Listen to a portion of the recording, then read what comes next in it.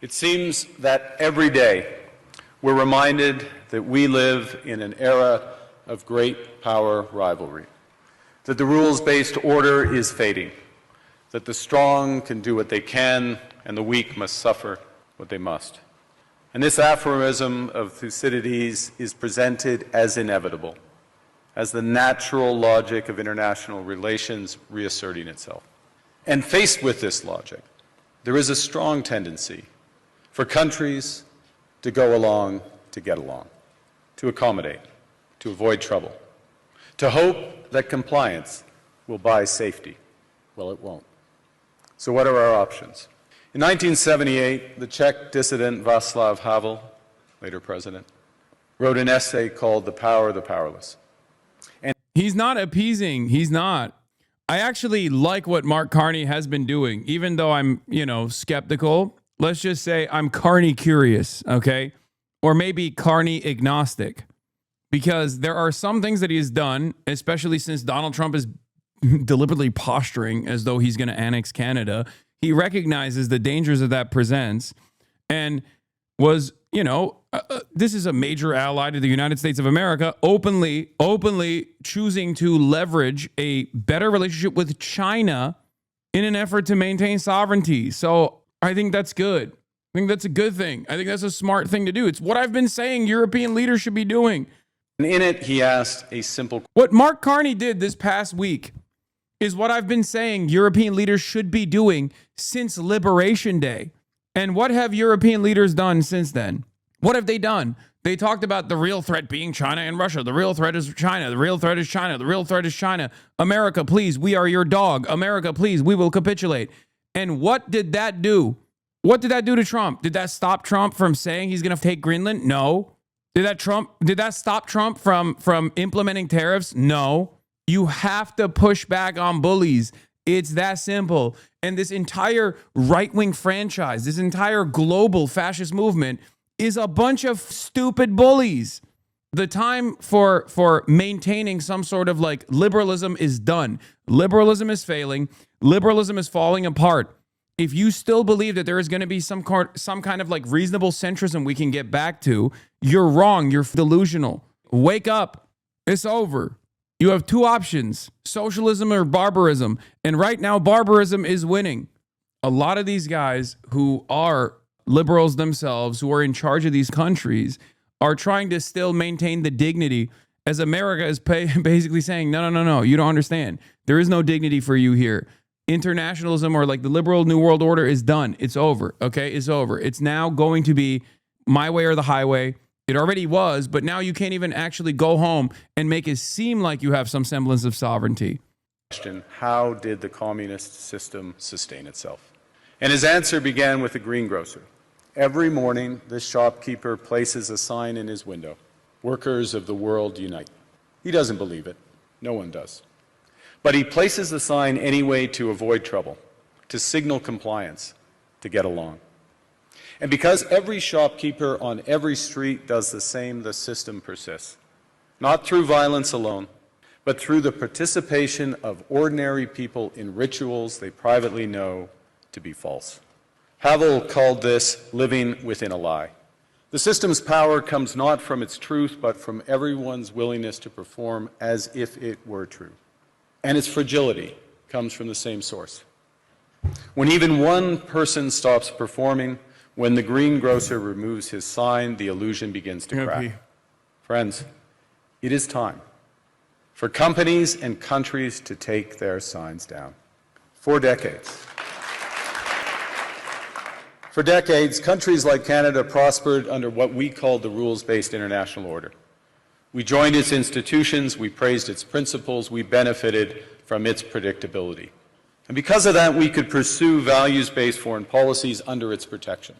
We knew the story of the international rules-based order was partially false, that the strongest would exempt themselves when convenient, that trade rules were enforced asymmetrically.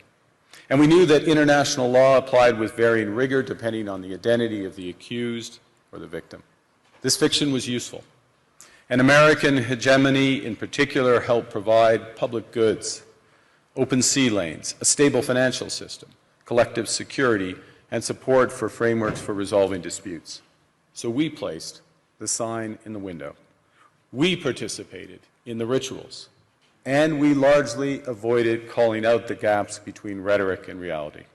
This bargain no longer works. Let me be direct. We are in the midst of a rupture, not a transition. Over the past 2 decades, a series of crises in finance, health, energy, and geopolitics have laid bare the risks of extreme global integration. But more recently, great powers have begun using economic integration as weapons. Tariffs as leverage, financial infrastructure as coercion, supply chains. By the way, when he says great powers, he just means America. I love that. I love that he's like, yeah, someone's doing this. It's really fucked up. Someone is just, you missed a sick ass line. He's talking about neoliberalism. Depending on the identity of the accused or the victim. This fiction was useful. And American hegemony in particular helped provide public goods, open sea lanes, a stable financial system, collective security, and support for frameworks for resolving disputes. So we placed the sign in the window. We participated in the rituals, and we largely avoided calling out the gaps between rhetoric and reality. This bargain no longer works. Let me be direct. We are in the midst of a rupture, not a transition. Over the past 2 decades, a series of crises in finance, health, energy, and geopolitics have laid bare the risks of extreme global integration. But more recently, great powers have begun using economic integration as weapons. Tariffs as leverage, financial infrastructure as coercion, supply chains as vulnerabilities to be exploited. It is an undeniable fact that the world was much better when the Soviet Union was still around. I mean, dude, I said that where everyone yelled at me. I said that in an interview that I was doing at the Zoran election victory party, where like you don't have to agree with the USSR. You don't have to think about all of the. You don't have to think about the excesses in terms of their own self-governance. But objectively speaking, when there was an alternative vision out there, especially one that did not shy away from pushing back against America during the Cold War, a lot of other countries in the middle, even if they were in the imperial core, were able to keep their gains, keep their benefits. And in the absence of that counter mechanism, in the absence of that counterweight, it is not an accident that we have seen the great explosion of neoliberalism in every Western liberal capitalist country. When capital owners no longer feared the threat of an alternative, the threat of a good example, they did away with all of the safeguards, all of the regulations, first in the United States of America and then elsewhere. All over Europe, you started seeing the same corrosive influence of capital make its way through a period of neoliberalization, the destruction of social safety nets, the destruction of what remains of the regulatory body. The French healthcare system was literally the design of the Communist Party, backed by the USSR. It's thanks to them that we have healthcare for all, and people bash the left here when we have one of the best, or used to have, healthcare systems in the world. It's the same principle it's the same exact situation here in the United States of America, by the way. Obviously, the quality of life or the living standards are different. The currency exchange is different. Having said that, however, the attitude remains. A lot of people don't realize that in the United States of America, if it wasn't for commies, trade unionists, socialists fighting in the streets, dying in the streets, that America would not have any labor laws whatsoever. You wouldn't have the weekend. You would still have child labor. And ironically enough, we still do have child labor in the United States of America. Okay. And not just for undocumented immigrant children. I mean, like straight up, you have child labor in many states that have openly legalized it. Like there are so many excesses under capitalism as well that many people do not understand or recognize, because for the longest time you've existed under the system thinking, well, the alternative is much scarier, is much more dangerous. And in the absence of said alternative, you have this explosion of neoliberalism around the globe. You have the forces of capital taking up more and more, taking up a bigger role in what previously was dealt with by the government. People don't realize that a lot of the things that you take for granted were fought for by your forefathers in the labor movement. I like how he's making an analogy about the mean communist government forcing business to comply while Canada is negotiating with China while the U.S. is an extremely capitalistic country that's forcing these nations to comply. Exactly. People don't recognize this. You cannot live within the lie of mutual benefit through integration when integration becomes the source of your subordination. The multilateral institutions on which the middle powers have relied, the WTO, the UN, the COP, the architecture, the very architecture of collective problem solving are under threat. And as a result, many countries are drawing the same conclusions, that they must develop greater strategic autonomy in energy, food, critical minerals, in finance and supply chains. And this impulse is understandable. A country that can't feed itself, fuel itself, or defend itself has few options. When the rules no longer protect you, you must protect yourself. But let's be clear-eyed about where this leads. A world of fortresses will be poorer, more fragile, and less sustainable. And there's another truth. If great powers abandon even the pretense of rules and values for the unhindered pursuit of their power and interests, the gains from transactional... I mean, he's talking about just America when he says great powers, for the record. Like, everybody understands that, right? Like, every time he says great powers, just put America in there, because that's what he's talking about. He's saying law of the jungle, we're abandoning the aesthetics of, like, liberal democracy, and we're giving ground to might makes right politics. We're going back to almost like a colonial structure here. I was actually thinking about this the other day. I was wondering if, like, a peasant in the age of monarchs would think to himself like, well, I'm so glad me lordship has sent the squires over to Jerusalem. Like, you know what I mean? Like the Holy Crusades, like it's like, oh, all the bounty will come back to me, a peasant. In the same way that in the age of the internet, there are American peasants who unironically are so committed to like American force projection that they do delude themselves into thinking that, American military posture in Venezuela is actually good for me. American military posture in Iraq was good for me somehow. It wasn't. Will become harder to replicate. Hegemons cannot continually monetize their relationships. Allies will diversify to hedge against uncertainty. Yeah. My lordship is based. My lordship is based. Men who would have been feudal peasants trembling outside their hut as prima noctis is carried out inside for most of human history really want you to know that might makes right and there is no rule-based international order. I mean, this is a direct ripoff of what I say all the time from this guy. Greenland exists less as landmass in the mind of the online right and more a psychosexual fixation, unable to imagine themselves as powerful men. They instead, oh my God, this is literally what I talk about all the time about weak men fantasizing about American power projection. That's bar for bar. Down to the prima nocta.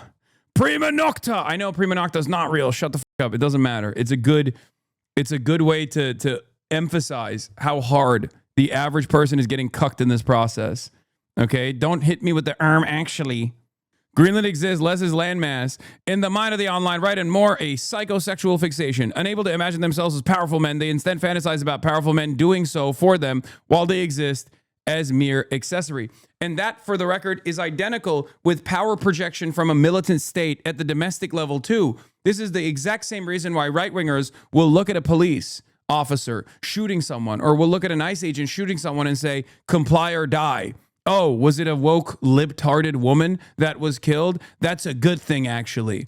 Okay? It's because of their own personal weakness and their own recognition of their own personal weakness that makes them lean into this kind of power projection of the state. A powerful state is actually going to do this for me.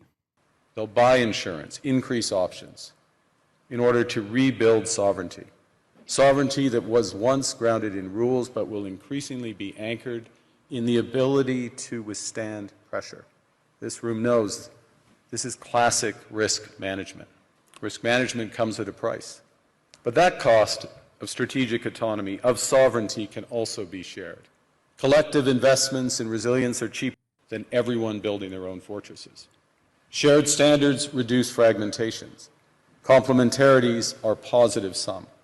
And the question for middle powers like Canada is not whether to adapt to the new reality. We must. The question is whether we adapt by simply building higher walls or whether we can do something more ambitious.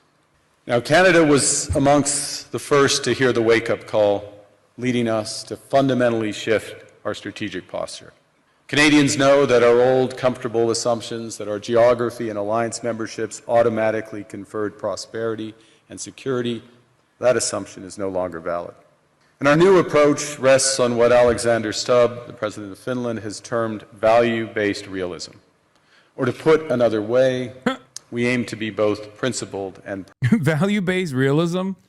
I feel like value-based realism is like oxymoronic. I mean, I don't know where he's going to go with this, but am I crazy? Pragmatic. Principled and what you commitment to fundamental values, sovereignty, territorial integrity, the prohibition of the use of force except when consistent with the UN Charter, and respect for human rights.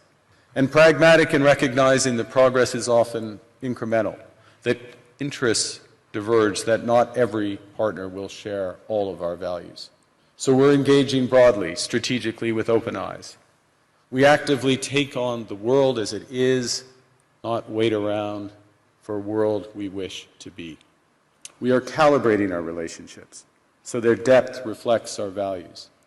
And we're prioritizing broad engagement to maximize our influence. Given the fluidity of the world at the moment, the risks that this poses, and the stakes for what comes next. And we are no longer just relying on the strength of our values, but also the value of our strength. We are building that strength at home. It's the Finlandization of Canada, baby. Yeah, I mean, I guess. Mark Carney is one of the first, directly aligned countries that recognize the game and is trying to leverage relations with China. That's number one. But number two, the juxtaposition of how Mark Carney speaks about the destruction of the liberal New World Order in the hands of Donald Trump versus what Donald Trump says is so crazy. And I understand why people look to that and go, yep, that's where we're at. This is obviously Mark Carney looks like a brilliant orator in comparison to Donald Trump because he is. He is a much more intelligent person.